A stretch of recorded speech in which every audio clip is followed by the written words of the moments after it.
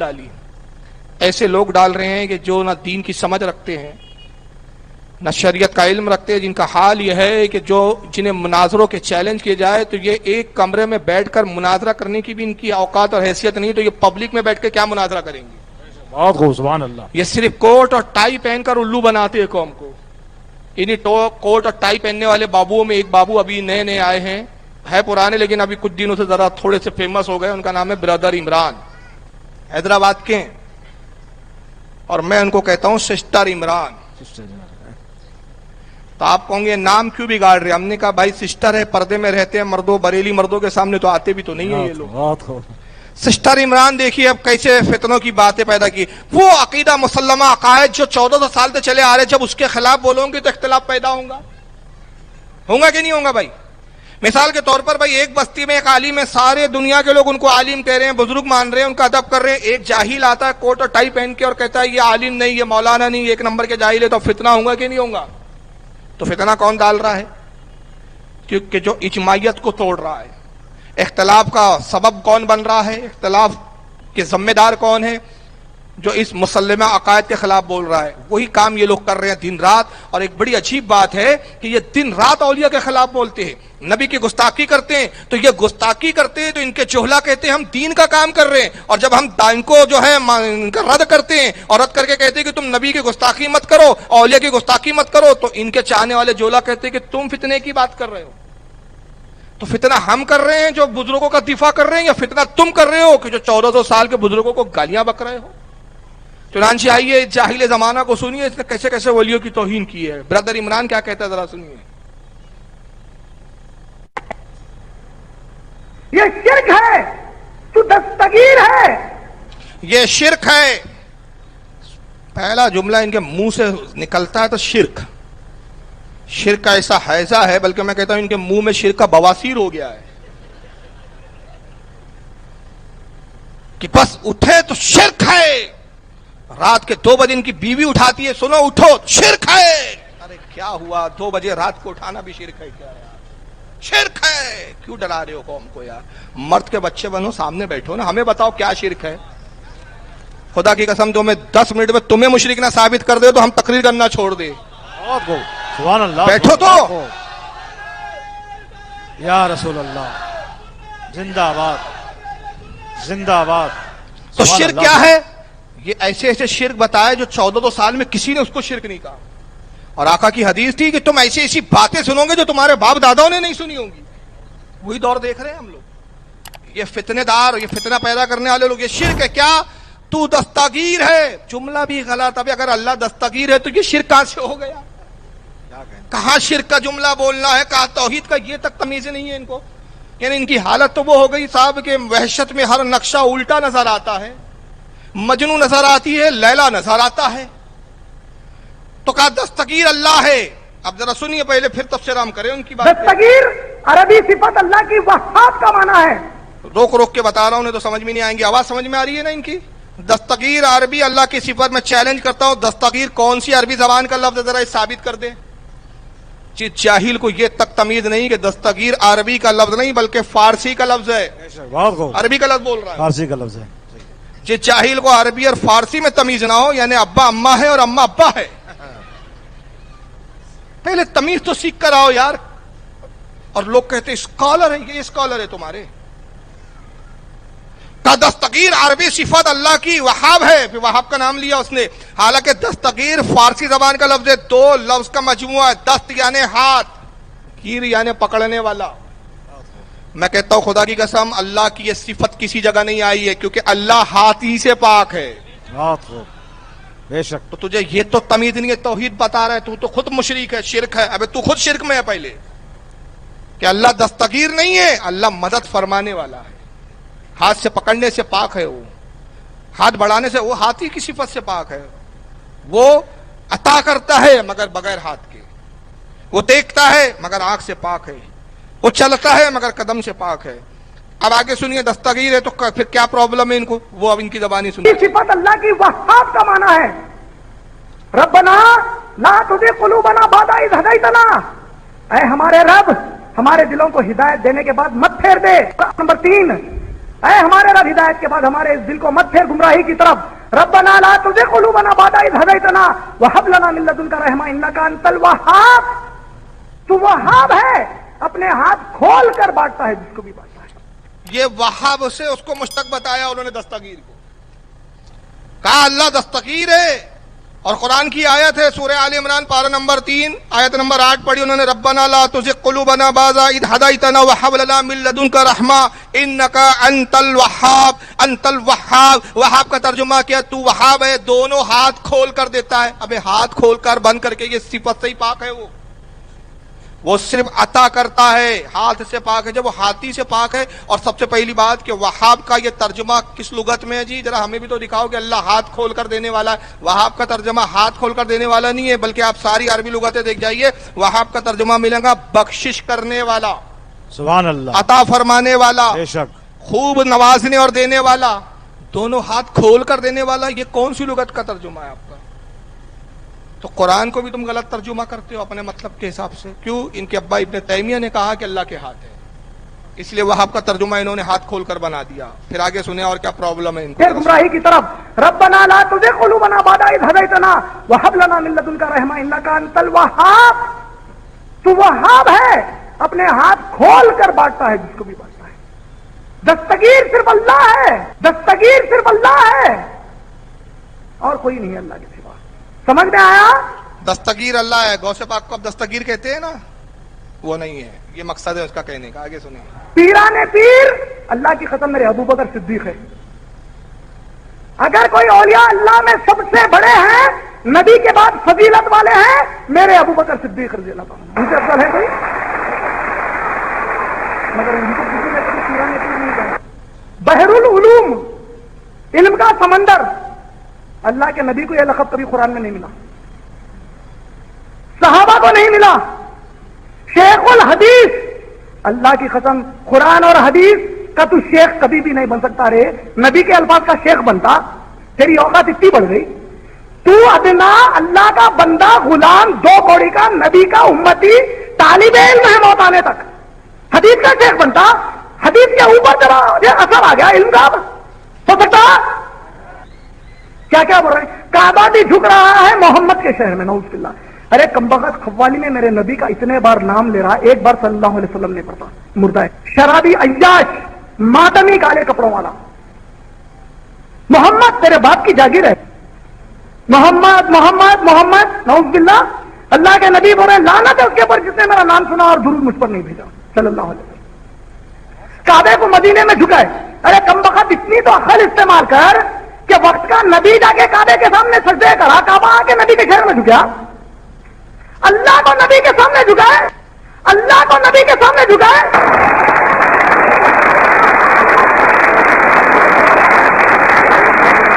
ان چیزوں سے باہر نکلو ورنہ روح بڑی بری حالت میں ختم ہوں گی آپ لوگوں کی. بندہ نواز صرف اللہ کی ذات ہے, غریب نواز صرف اللہ کی ذات ہے. نواز کے پہلے کچھ بھی لگاؤ, بعد میں کچھ بھی لگاؤ, سب اللہ کے لیے خالی. بندہ نواز اللہ کی ذات, بندہ نواز اللہ کی ذات, غریب نواز اللہ کی ذات. اگر تو واقعی سچا ہے تو قرآن میں غریب نوازی اللہ کی صفت دکھا دے. کہاں لکھا اللہ کے لیے لفظ؟ اب غریب نواز تو یہ بھی عربی کا لفظ ہی نہیں ہے بھائی. غریبوں کو نوازنے والا یہ اللہ نے اپنے لیے کون سی قرآن کی کس آیت میں لفظ یہ بیان فرمایا, وہ ہمیں بتا دو. آواز سمجھ میں آ رہی ہے کہ نہیں یار؟ اس کی مجھے نہیں آ رہی. یہاں پہ اصل میں تھوڑا سا سراؤنڈنگ تھوڑا الگ لگ رہا ہے ساؤنڈ کا. انہوں نے کہا بحر العلوم. یہ بحر العلوم کون ہے؟ یہ ہمارے اہل سنت کے ایک بہت بڑے عالم گزرے جن کا نام تھا حضرت مفتی عبد المنان صاحب قبلہ رحمۃ اللہ علیہ. ان کا خطاب تھا بحر العلوم, یعنی علم کا سمندر. کا بحر العلوم بنتا تو اس کے پیٹ میں درد ہو گیا. تو بحر العلوم بنتا شیخ الحدیث.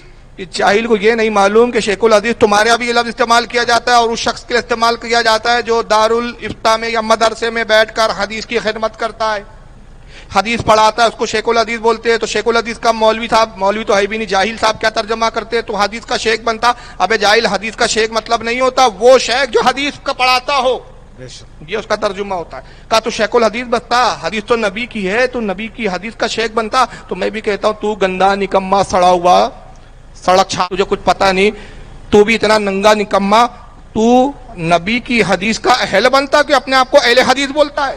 کیا کریں. بات ہو. تو اہل حدیث کیوں بولتا تو اپنے آپ کو؟ تو کیا گندا ہو کے اہل حدیث بن رہا ہے؟ تو نبی کی حدیث کا اہل ہے. تو کہا بحر العلوم، علم کا سمندر کوئی نہیں. پیران پیر اگر کوئی ہے تو ابوبکر صدیق کی ذات ہے. ابے جاہل، یہی نہیں معلوم تجھے کہ پیران پیر سے یہاں مراد یہ ہے کہ ولیوں میں جو پیروں کے پیر ہے، وہاں تو غریب نہ حضرت ابوبکر کی بات ہی نہیں ہو رہی ہے. لیکن آئیے میں دو چار باتیں جواب دے کے آگے بڑھ جاتا ہوں کہ اگر بحر العلوم کہنا جائز نہیں، شیخ الحدیث کہنا جائز نہیں، تو مولوی صاحب آپ یہ بتا دیجئے پھر کہ آپ کے ابن تیمیہ کو شیخ الاسلام کیوں بولتے ہو؟ کیا کہنے. بات ہو. یہ ابن تیمیہ اسلام کا شیخ کب سے بن گیا؟ یہ اسلام تو اللہ کا ہے. ان الدین عند اللہ الاسلام، اللہ کہتا ہے اللہ کے نزدیک کوئی دین ہے تو وہ اسلام ہے. تو جو اسلام اللہ کا ہے اس کا یہ شیخ کیسے بن گیا؟ کیا کہنے. ابن تیمیہ کیسے شیخ بنا؟ ابن قیم جوزیہ ان کا نام ہے، اس کا لقب کیا ہے؟ شمس الدین. اس کا لقب شمس الدین دیا. ان سے پوچھو یہ دین کا سورج کب بنا؟ بات ہو. دین کا سورج اگر کوئی ہے تو رسول اللہ کی ذات ہے. پھر شیخ الاسلام ہے تو کوئی رسول اللہ کی ذات ہے. اور یہی نہیں، عبدالوہاب نجدی کو امام بولتی ہے، یہ حضرت بخاری کو امام بخاری کہتے ہیں، حضرت مسلم کو امام مسلم کہتے ہیں، حضرت ابو داؤد کو امام ابو داؤد کہتے ہیں، حضرت ابن ماجہ کو جو ہے امام ابن ماجہ کہتے ہیں. ان سے پوچھو امام تو پھر رسول اللہ ہے، تو ان سب کو امام کیوں کہتے ہو؟ اور یہ تو چھوڑیے، صاحب کلام اگر کوئی ذات ہے تو وہ رسول کی ذات بولنا میں بھی آتا ہے. پھر صاحب کلام ہے تو کون ہے؟ تیرے آگے یوں ہے لجے دپے حسار رب کے بڑے بڑے. بہت خوب. اگر کوئی صاحب کلام ہے تو رسول کی ذات کیوں؟ ان سے بہتر کوئی کلام کرنے والا مخلوق میں نہیں کہ اللہ فرما رہا ہے الرحمن، وہی رحمان ہے، علم القرآن، جس نے اپنے حبیب پر قرآن نازل کیا، خلق الانسان، انسانیت کی جان محمد کو پیدا کیا، علمہ البیان، اور انسانیت کی جان محمد کو کلام کرنا سکھایا. تو کلام کرنے والا کوئی ہے تو وہ کون ہے؟ یہ تمہارے ابو الکلام کیسے آ گیا بھیا؟ ابو الکلام آزاد، اب سمجھ گئے نا نام؟ ابو الکلام آزاد کون تھا؟ غیر مقلد تھا، وہابی تھا یہ بھی. تو یہ ابو الکلام کہاں سے آ گیا بھائی؟ یہ بھی تو توہین ہو گئی نا. اس کو کس نے پڑھا دیا؟ اور تو کہتا ہے حدیث کا شیخ بنتا. تمہارے یہاں بھی ایک ہے شیخ الکل دپے حسین رب کے بڑے، شیخ الکل ہے نذیر حسین دہلوی. شیخوں کے کل، پورے شیخوں کے کل. اور پھر کل پر نہیں رکے وہاں بڑے، ایک اور آگے شیخ الکل فی الکل. وہ ہے کون؟ ان کا نام ہے ابو برکات احمد شیخ الحدیث، اور نام بھی یہی چھپا ہے، کتاب بھی میرے پاس موجود ہے. اب ہمت ہو تو اپنے ملا کو فتویٰ دے. یہ دیکھیں کتاب فتاوی برکاتیہ، اس پر اس کا نام لکھا ہے شیخ الکل فی الکل ابو البرکات احمد شیخ الحدیث جامع اسلامیہ گجرانوالہ. تو یہ شیخ الحدیث کیسے بن گیا؟ اور یہ شیخوں کا کل کیسے بن گیا؟ خدا کی قسم اگر شیخ کوئی ہے پوری امت میں تو رسول اللہ کی ذات ہے. تو یہ اپنے گھر کو تو جھانک کر نہیں دیکھتے مولوی صاحب، اور دوسروں کو باتیں کرنے لگے ہیں اور دوسروں کی باتیں کرتے ہیں. تو بہرحال یہ ان کے فریب ہے. لیکن آئیے میں ایک چیز بتاتا ہوں. انہوں نے کہا کہ اگر دینے والی ذات ہے تو وہ صرف کون ہے؟ اللہ کی ذات. اللہ کے علاوہ آپ کسی سے نہیں مانگ سکتے.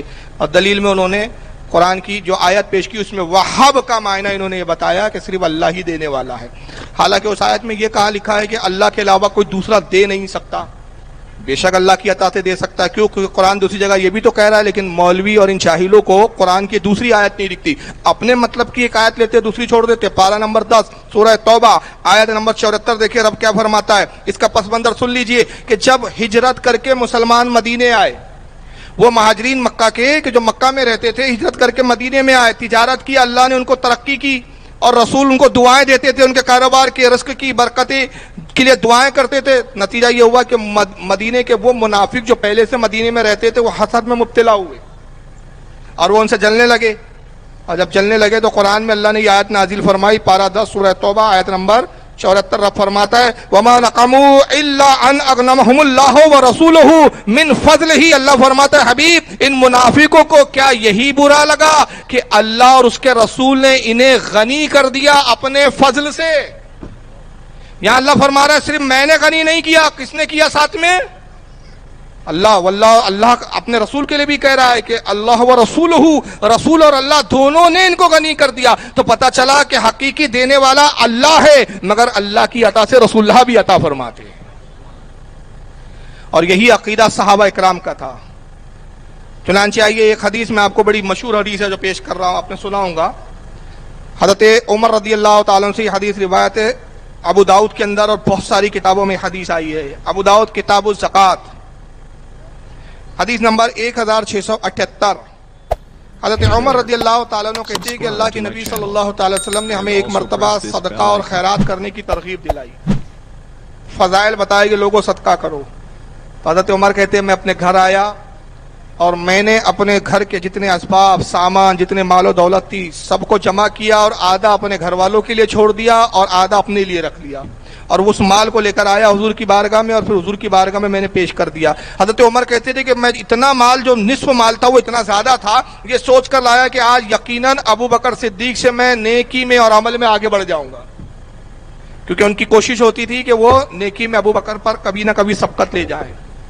हज़रत उमर कहते हैं कि जब वो मैं माल लेकर आया फ़क़ाला रसूलुल्लाह सल्लल्लाहु अलैहि वसल्लम, अल्लाह के नबी ने इरशाद फरमाया मा अबक़ैता ले अहलिक, आए उमर बताओ क्या अपने अहलो अयाल के लिए भी कुछ छोड़ा? कुल तो मिसलहू, मैंने अर्ज किया अल्लाह के नबी जितना लाया हूं उतना ही घर पे छोड़कर आया हूं, आधा लाया हूं और आधा कहाँ छोड़ा है? घर में छोड़ा है। काला वाता अबू बकर रज़ियल्लाहु अन्हु, हज़रत उमर फरमाते कि फिर मैंने देखा कि अबू बकर आ रहे हैं, चले आ रहे हैं, और अबू बकर के पास बहुत छोटी सी पोटली है, तो मैं दिल में खुश हो गया कि आज तो मैंने इतना ज्यादा माल लाया कि अबू बकर मेरे से नेकियों में पीछे हो गए, तो अबू बकर जो माल लाए वो तो बहुत थोड़ा सा है। तो जब अबू बकर सिद्दीक आए बेकुल्ल मा इंदहू फ़क़ाल लहू रसूलुल्लाह सल्लल्लाहु अलैहि वसल्लम, तो कहते हैं कि जो कुछ उनके पास माल था अबू बकर के वो ले आए, तो रसूलुल्लाह ने उनसे भी दरियाफ्त किया और उनसे भी फरमाया मा अबक़ैता ले अहलिका, ऐ अबू बकर बताओ अपने अहलो अयाल के लिए क्या छोड़ा? क्या पूरा ले आए हो कि कुछ छोड़ा भी? क्यों? क्योंकि उमर ने आधा अहलो अयाल के लिए छोड़ा है, आधा यहाँ लाए हैं अल्लाह की राह में। तो अबू बकर क्या तुम भी आधा छोड़कर आए हो या पूरा छोड़कर आए हो? अबू बकर कितना तुमने अहलो अयाल के लिए छोड़ा, क्या छोड़ा अपने अहलो अयाल के लिए? तो अबू बकर सिद्दीक के जुमले क्या थे? काला अबक़ैता लहुमुल्लाहु व रसूलु, अल्लाह के नबी मैं अल्लाह रसूल को छोड़कर आया हूं, मेरे लिए अल्लाह और उसका रसूल काफी है। सुभान अल्लाह, सुभान अल्लाह, बहुत खूब, माशाअल्लाह। तो ये बोली किसकी है? अल्लाह रसूल हमारे लिए काफी है, ये अबू बकर की बोली है। ये अबू बकर सिद्दीक का अकीदा है कि उन्होंने कहा हमारे लिए अल्लाह भी काफी है और उसका रसूल भी, और जो रसूल को छोड़ के कहता है सिर्फ अल्लाह काफी है, तो ये भी किसी एक और की बोली है। वो किसकी है बता दूं आपको? सुनना चाहेंगे वो किसकी बोली है? वो बोली उस शख्स की है कि अल्लाह ने फरमाया सब के सब सजदा करो। ऐ लोगों, ऐ मेरी मखलूक, ऐ फरिश्तों, आवाज को ऐसा कम ज्यादा कर रहे यार, ऐ फरिश्तों सब के सब तुम आदम को सजदा करो। फसाजदू, सब सजदे में गए, एक नहीं गया। कौन नहीं गया था? उसने कहा अल्लाह तू ही मेरे लिए काफी है। और फरिश्तों ने कहा अल्लाह तूने आदम के साथ हमें की आदम की ताजीम का हुक्म दिया, तो हमें अल्लाह भी चाहिए और नबी भी चाहिए, हमारे लिए दोनों चाहिए। इब्लीस ने कहा मुझे आदम नबी नहीं चाहिए, अल्लाह तू हमारे लिए काफी है। तो पता चला सिर्फ अल्लाह काफी है ये इब्लीस की बोली है, और अल्लाह रसूल काफी है ये फरिश्तों की बोली है, ये अबू बकर सिद्दीक की बोली है। तो अल्लाह भी देने वाला है और रसूल भी अता फरमाने वाले। इस पर बहुत सारे दलाइल दिए जा सकते हैं, लेकिन अभी उतना वक्त नहीं है क्योंकि वक्त बहुत तेजी से गुजर रहा है। लेकिन बहरहाल मौजू ये है कि भाई फितनों का बानी कौन, इख्तलाफ का सबब कौन पैदा करता है, इख्तलाफ का जिम्मेदार कौन है? तो इख्तलाफ तब होता है कि जब कुरान और हदीस को गलत तरीके से पेश किया जाता है। और एक इख्तलाफ की सबसे बड़ी इस दौर में जो वजह है वो अब उस वजह पे मैं आ रहा हूँ, वो ये कि अपने फरीके मुखालिफ के खिलाफ झूठी बातें फैलाना, ये सबसे बड़ा इख्तलाफ का सबब है। मैं एक मिसाल देता हूं आपके। एक घर में दो भाई रहते हैं और दोनों भाइयों में बड़ी मोहब्बत है। एक तीसरा फित्तीन किस्म का आदमी आता है और एक भाई के दूसरे भाई के खिलाफ झूठे सच्ची बातें करके झूठी बातें करके गीबत करता है और उसका जहन खराब करता है। एक वक्त ये आता है कि वो बातों को बहुत सारी झटकता है, लेकिन फिर धीरे धीरे धीरे सुनता है, फिर उसको लगता है कि नहीं यार ये बार बार बोल रहा है, कुछ तो सही होगा। बोलने वाला दाढ़ी भी रखता है, बोलने वाला साहब तस्बीह भी हाथ में लिए हुए है, सर पर टोपी भी रखी हुई है, जुब्बा और कुब्बा पहने हुए, मौलाना साहब है, आलिम साहब है, ये झूठ नहीं बोलते, हालांकि वो सरासर झूठ बोल रहा है। तो नतीजा क्या होता है कि वो अपने भाई के खिलाफ जहन बना लेता है, कहता है वाकई यार मेरा भाई होकर भी ये मुझसे दुश्मनी रखता है, मुझसे हसद रखता है। तो दो भाइयों में लड़ाने वाला तीसरा कौन है? वो बीच का फित्तीन है, और उसने फितना कैसे डाला? झूठ बोलकर। तो इख्तलाफ का सबब तब एक और पैदा हो जाता है कि जब झूठ बोला जाता है। आज वहाबी उम्मत को जो तोड़ रहे हैं उसका सबसे बड़ा उसमें जो उन्होंने एक रोल अदा किया वो ये کہ اہل سنت و جماعت کے خلاف جھوٹی باتیں پھیلانا، اور اتنے دھڑلے سے جھوٹ بولتے ہیں کہ ان کو جھوٹ بولتے وقت شرم ہی نہیں آتی، اور ایسے ایسے مقدس مقامات پر جھوٹ بولتے ہیں کہ جہاں تصور نہیں کر سکتا ہے ایک مسلمان کہ یار یہاں بیٹھ کر بھی کوئی کیسے جھوٹ بول سکتا ہے۔ ممبر پہ بیٹھ کر جھوٹ بولتے ہیں، چلو ممبر کا ایک تقدس ہے، پھر وہی ممبر اگر مسجد میں ہو تو تقدس اور بڑھ جاتا ہے، اور پھر وہی ممبر اگر مسجد حرام میں ہو تو تقدس اور بڑھ جاتا ہے۔ جیسے جیسے مقام بڑھتا ہے تو تقدس بڑھتا ہے۔ لیکن یہ جماعت کے مولویوں کے جھوٹ کا عالم یہ ہے کہ ابلیس بھی ان کے جھوٹ کو دیکھ کر شرمندہ ہے کہ میرے بچوں تم نے مجھ سے زیادہ ترقی کر لی ہے، تم ممبر پہ بھی جھوٹ بولتے ہو، مسجد میں بھی جھوٹ بولتے ہو، حد تو یہ ہے کہ حرم میں بیٹھ کے جھوٹ بولتے ہیں۔ کہاں جھوٹ بول رہے ہیں؟ اب بتائیے، حجاج اکرام جا رہے ہیں، لال رومال والا ٹکرا گیا وہاں حرم میں اور اونچی اٹھ پٹانگ باتیں، جھوٹی باتیں سنانے شروع کر دی، تو وہ سوچتا ہے بھائی حرم میں بھی کوئی جھوٹ بول سکتا ہے؟ یار یہ تو مولانا ہے، خانہ کعبہ میں بیٹھ کے بول رہے ہیں تو کیسے جھوٹ بولیں گے؟ لیکن یاد رکھیے، ہر ابلیس کے وسوسوں کا دفاع کرنے کے لیے ایک ابراہیم خلیل کی ضرورت ہوتی ہے، ہر فرعون کے جواب دینے کے لیے ایک موسیٰ چاہیے، ہر نمرود کی کلائی کو موڑنے کے لیے ایک خلیل کی ضرورت ہے۔ اللہ تعالیٰ کا فضل ہے کہ رب تبارک و تعالیٰ نے ہماری جماعتوں میں ایسے علماء پیدا کیے جو ان کے جھوٹ کو ظاہر کر دیتے ہیں، کبھی ابراہیم کی سنت ادا کرتے ہیں، کبھی موسیٰ علیہ السلام کی سنت ادا کرتے ہیں، کبھی رسول اللہ کی سنت ادا کرتے ہیں۔ اور آج میں اپنے علماء کے صدقے میں ان کی جوتیوں کی برکت لیتے ہوئے آئیے ایک ایسے جھوٹے کا پردہ فاش کر رہا ہوں کہ جو حرم میں بیٹھ کے جھوٹ بول رہا ہے کہ حرم میں ابلیس بھی جھوٹ بولتے ہوئے کانپ جائے، مگر یہ حرم میں نہیں کانپتے۔ ان کا نام کیا ہے؟ دیوبند کے مولوی صاحب ہے، دیوبندی ہے عقیدے سے، مگر دیکھیے حرم میں بیٹھ کے کتنے دھڑلے سے جھوٹ بولتے ہیں۔ ان کا نام ہے مولوی شیخ مکی الحجازی، ان کا نام ہی المکی، لیکن میں کہوں گا یہ مکی نہیں ہے، یہ مکھی ہے کم بخت۔ دیکھیے کیا کہتا ہے، ذرا سنیے پہلے بات اس کی۔ کہتے جی کہ بریلویوں کا کون کون سا عقیدہ شرک والا ہے؟ پہلے مجھے یہ بتاؤ ان کا کون کون سا عقیدہ توحید والا ہے؟ پہلے مجھے یہ بتاؤ ان کا کون کون سا عقیدہ توحید والا ہے؟ وہ تم بتا دو، شرک والا میں بتا دیتا ہوں۔ یہ آواز سمجھ میں آئی انہوں نے کیا بولا ہے؟ ابھی میں روکا ہوں، پوری کلپ نہیں ہوئی ہے۔ ان سے ایک سوال ہوا، بیٹھے کہاں ہیں؟ وہ دیکھ رہے ہیں آپ کہاں بیٹھے ہوئے ہیں؟ خانہ کعبہ میں کرسی لگتی ہے، بعد مغرب ان کا روزانہ درس ہوتا ہے مولوی صاحب کا، یعنی روز آنا یہ حرم میں کرسی لگا کے جھوٹ بولتے ہیں۔ داد دینی چاہیے ان کی ہمت کی۔ ایک طرف کہتے ہیں کہ ہم اختلاف نہیں کر پھیلاتے، ہم تو محبت کی بات کرتے، جوڑنے کی بات کرتے، اور ایک تو اتنا بڑا نوٹنکی اسی جماعت کا ہے۔ ایک جماعت کا وہ ہے جو حرم میں بیٹھ کے فتنہ گری کی بات کر رہا ہے، اور ایک پاکستان میں وہ ہے جو رو رو کے بولتا ہے ایک ہو جاؤ، امت میں اختلاف مت کرو، ایک ہو جاؤ، امت بن جاؤ۔ ارے امت بن جاؤ تو ابھی پتہ ہی نہیں چلا تجھے کہ تو رسول کی امت میں کون سی امت بنا رہا تو بھائی؟ نبی کی امت تو بن چکی، تو کون سی امت بن جاؤ؟ تو کیا نبوت کا دعویٰ کرنے کا ارادہ ہے تیرا کہ امت بن جاؤ؟ امت تو بنی بنائی ہے، یہ کون سا لایا تو نے امت بن جاؤ؟ تو بنے نہیں ہے کہ ابھی تک امت؟ پتہ چلا اس کو اب تک پتہ ہی نہیں کہ میں کس کی امت میں ہوں، پوچھ رہا ہے وہ امت بن جاؤ۔ ارے بھائی ہم بنے بنائے ہیں رسول کی امت میں، ہمیں بننے کی ضرورت۔ ایک اتحاد کی بات کرتا ہے رو رو کے، اور اتنا روتا ہے کہ شیعوں نے کہا بھائی ہمیں بھی ٹریننگ دے دو یار، ہم بھی داخلہ لے لیتے ہیں آپ کے رونے والی کلاس میں۔ اور دوسرا حرم میں بیٹھ کے تفریق کی بات کر رہا ہے۔ سوال آتا ہے شیخ مکی صاحب کے پاس، اور سوال یہ آیا کہ بھائی بریلیوں کا کون کون سا عقیدہ شرک والا ہے؟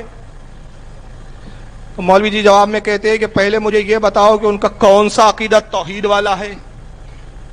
توحید والا عقیدہ آپ بتا دو، شرک والا میں بتا دیتا ہوں۔ یعنی بریلی جماعت کا کوئی ایک عقیدہ بھی توحید والا نہیں ہے، یعنی سر سے لے کر پیر تک آپ شرک میں ڈوبے ہوئے ہیں۔ اتنے بڑے مشرک ہیں آپ بریلوی حضرات کہ اے سے لے کر زیڈ سے اور الف سے لے کر یا تک سب آپ شرک میں ڈوبے ہوئے ہیں۔ آپ کا ایک عقیدہ بھی توحید والا نہیں ہے۔ ذرا میں پوچھتا ہوں آپ سے، اللہ ایک ہے کہ دو؟ یہ عقیدہ توحید والا ہے کہ شرک والا ہے؟ اللہ کے علاوہ اور کسی کی عبادت جائز ہے؟ یہ عقیدہ توحید والا ہے کہ شرک والا ہے؟ کیا رب تبارک و تعالیٰ کسی سے پیدا ہوا؟ یہ توحید والا عقیدہ ہے کہ شرک والا؟ آپ بریلی ہے نا، یہ تو بولتا کوئی عقیدہ تمہارا توحید والا نہیں ہے۔ تو اب ظاہر سی بات ہے کوئی کہیں گے فاروق صاحب آپ نے ویڈیو روک کر تبصرہ کیا، مولانا صاحب نے آگے بتایا بھی تو ہے کہ بریلیوں کا کون سا شرک والا عقیدہ ہے، وہ کیوں نہیں بتایا؟ تو میں نے کہا میں بتا دیتا ہوں کہ کون سا عقیدہ انہوں نے ہمارا شرک والا بتایا دلیل میں، اب وہ انہی کی زبانی سنیے آپ۔ توحید والا ہے، وہ تم بتا دو، شرک والا میں بتا دیتا ہوں۔ اگر قبروں پہ سجدہ کرنا یہ توحید والا عقیدہ ہے، قبروں پہ طواف کرنا یہ توحید والا عقیدہ ہے، ہر سال بزرگوں کا عرس منانا، عرس جانتے ہو کیا ہوتا ہے؟ عرس ہوتا ہے شادی، یعنی اللہ سے ہر سال شادی کراتے ہیں، یعنی اللہ سے ہر سال شادی کراتے ہیں۔ کیا بولا انہوں نے، سنا ہے آپ نے؟ ہاں میں اس لیے بار بار پوچھ رہا ہوں، آپ سوچ رہے ہیں پوچھ کیوں رہے، کیونکہ یہاں یہ ساؤنڈ ان کا نہیں آ رہا ہے ہمارے کو، ہم تک برابر کلیئر ساؤنڈ نہیں آ رہا ہے ان کا، کیونکہ اسپیکر آپ کی طرف لگے ہوئے ہیں سب، تو اس لیے میں پوچھ رہا ہوں کہ ان کی آواز سمجھ میں آ رہی ہے کہ نہیں، کیونکہ شہرے کے علاوہ آواز بھی خراب ہوتی ہے ان لوگوں کی۔ ہاں تو پوچھنا پڑتا بھائی آواز سمجھ میں آ رہی ہے، بات سمجھ میں آ رہی ہے، شکل بھی مکرو، آواز بھی مکرو ہے کہ نہیں مکرو؟ ایک تو ارے تھوک رہا نگلتا کیا کرتا، اچھے سے بولنا، اللہ تعالیٰ کیا قرآن میں فرماتے، اللہ تعالیٰ قرآن میں فرماتے، ایسا لگتا کہ ابھی رال ٹپک جائیں گی اس کی۔ سمجھ گیا نا کس کی بات کی ہے میں نے؟ آپ ہی کے علاقے کا تھا، بھگوڑا ہو گیا، ایک سے ایک نکتر ہے جماعت میں۔ مولوی صاحب نے کہا قبروں کا سجدہ کرنا توحید والا عقیدہ ہے، قبروں کا طواف کرنا، پہلے سن لیجئے مولوی صاحب، قبروں کا سجدہ حرام ہے، شرک نہیں ہے، اس وقت تک قبروں کا سجدہ شرک نہیں ہے جب تک سجدہ کرنے والا یہ نہ کہے کہ جس کو میں سجدہ کر رہا ہوں وہ الہ ہے۔ رسول اللہ کی شریعت میں تعظیم کا سجدہ حرام، پچھلی شریعتوں میں جائز، اور عبادت کا سجدہ ہر شریعت میں حرام تھا، شرک تھا، پہلے بھی شرک تھا، آج بھی شرک ہے۔ تو کوئی بھی اگر قبر کو سجدہ کرتا ہے، کم علم سے کم علم، اس سے پوچھئے کہ بھائی یہ بزرگ کیا آپ نے قبر کو سجدہ کیا، کیا سمجھ کے کیا؟ خدا کی قسم کوئی کم علم سے کم علم شخص بھی یہ نہیں کہتا میں اللہ سمجھ کے سجدہ کر رہا ہوں، عبادت کا سجدہ کر رہا ہوں، وہ کہتا ہے تعظیماً جھکا ہے میں۔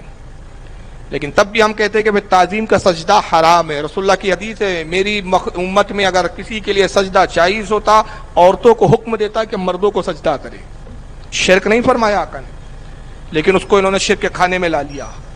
اور اس کے بعد دوسرا انہوں نے کیا کہا، بس یہی میں جس کے لیے ویڈیو دکھا رہا تھا، حرم میں بیٹھ کے کہتے ہیں کہ یہ عرس جو ہر سال مناتے ہیں، عرس جانتے ہو کیا ہوتا ہے؟ یہ ولی کی اللہ سے شادی کراتے ہیں۔ یہ ہے آپ کا عقیدہ کسی کا؟ دیکھیے اگر آپ کو لفظوں پہ شبہ ہو تو میں تھوڑا سا ریورس کر کے ایک بار اور سنا دیتا ہوں تاکہ سن لے آپ۔ سال بزرگوں کا عرس منانا، عرس جانتے ہو کیا ہوتا ہے؟ عرس ہوتا ہے شادی، یعنی اللہ سے ہر سال شادی کراتے ہیں، یعنی اللہ سے ہر سال شادی کراتے ہیں۔ اسی اللہ سے ہر سال شادی کراتے ہیں۔ بھائی بامبے میں حضرت باؤدین رحمت اللہ تعالی علیہ کا عرس ہوتا ہے ہر سال، مخدوم ماہمی کا عرس ہوتا ہے، حضرت حاجی علی کا ہوتا ہے، اور بھی بہت سارے بزرگان دین ہیں، حضرت صوفی عبد الرحمن شاہ علیہ رحمت اور رضوان کا ہر سال عرس ہوتا ہے۔ میں آیا ہوں ان لوگوں کے کئی بار عرس کی تقاریب میں جو ہے زیارت کا بھی شرف حاصل ہوا مجھے، دنیا بھر کے عرسوں کی تقریروں میں گیا، ناگپور میں خود سرکار تاج الاولیاء ایک بہت بڑے ولی ہے، ان کا بھی عرس ہوتا ہے، لیکن آج تک مجھے کوئی ایک ایسا سنی عقیدے والا بندہ نہیں ملا جس نے کہا کہ بھائی آج عرس ہے تو عرس کے معنی یہ ہے کہ آج اس ولی کی اللہ سے شادی ہو رہی ہے۔ کتنا بڑا جھوٹ بولتے ہیں یہ حرم میں بیٹھ کے، ان کو شرم نہیں آتی، اور اس وقت ایک لمحہ نہیں سوچتے کہ ہم جھوٹ بول کر امت میں انتشار بھی پیدا کر رہے ہیں، اختلاف بھی پیدا کر رہے ہیں، اور دوسرا یہ سب سے بڑھ کر کہ ہم اس جھوٹ کی بنیاد پر دوسروں کو جب مشرک کہہ رہے ہیں تو آقا کی حدیث ہے کہ اگر کسی نے کسی مسلمان کو مشرک کہا یا کافر کہا اور وہ مشرک اور کافر نہ رہا تو وہ شرک اور کفر کہنے والے پر لوٹ آتا ہے۔ تو خود مشرک ہو گیا، ورنہ میں چیلنج کرتا ہوں اگر واقعی تو اپنی ماں کی اوریجنل اولاد ہے تو بتا کہ کون سے ہمارے اکابر نے، کون سے معتبر عالم نے، کون سے ہمارے امام نے اپنی کس کتاب میں لکھا کہ عرس کا مطلب اللہ سے شادی کرانا۔ ارے ہمارا تو عقیدہ یہ ہے کہ لم یلد ولم یولد، نہ وہ کسی سے پیدا ہوا نہ اس نے کسی کو جنا، کفوا احد، اس کی شان یہ ہے کہ اس کو کسی کفو کی، کسی ساجدار کی ضرورت نہیں، وہ بیوی سے پاک۔ ایک قوم اس بات پر کافر ہو چکی ہے پوری کی پوری کہ جنہوں نے کہا عیسیٰ علیہ السلام خدا کے بیٹے ہیں اور عیسیٰ کی ماں مریم خدا کی بیوی ہے۔ جب قرآن نے ان کے بارے میں کہہ دیا کہ یہ کافر ہے تو معاذ اللہ استغفر اللہ، تمہیں شرم آنی چاہیے۔